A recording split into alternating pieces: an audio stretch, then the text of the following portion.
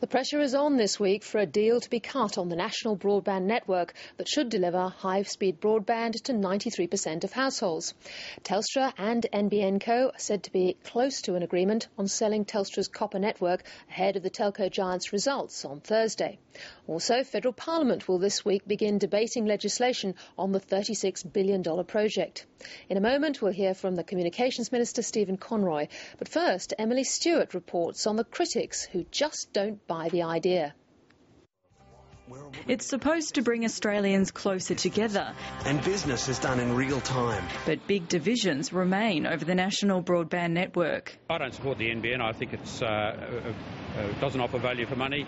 It's a very cost-intensive way of meeting broadband requirements. Essentially, it's not needed. It's not needed. And look around the world. Who else is doing this kind of thing?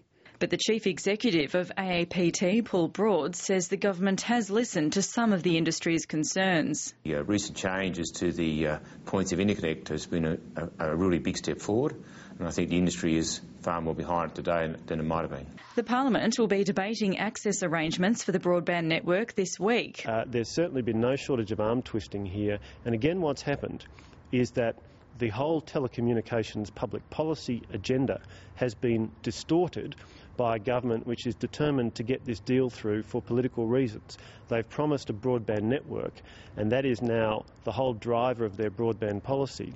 And the long-standing bipartisan commitment to competition has effectively been thrown out the window. While the opposition wouldn't outline what amendments it will suggest, analysts had a fair idea of the sticking points. The main one seems to be to make sure that the cherry-picking constraints, the proposed levy on competitors to NBN, doesn't unnecessarily constrain industry development infrastructure rollout.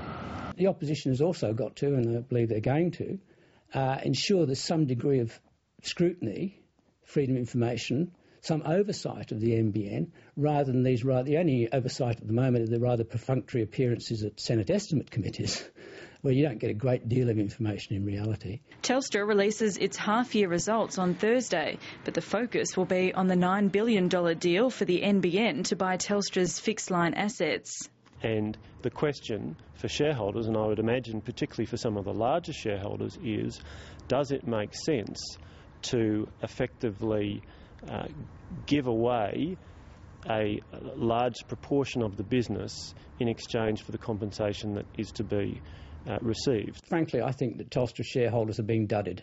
I think it's a very poor deal for them. And there are concerns that the NBN's virtual monopoly on infrastructure will lead to a rise in costs and push service providers out of the market.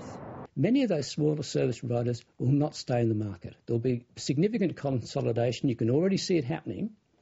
And you might end up with 7 or 8 big players who will dominate the market totally. Very little room for smaller players. And with Telstra foreshadowing it will not compete aggressively in the growing wireless technology market, analysts say competition and growth in that market will also be restricted.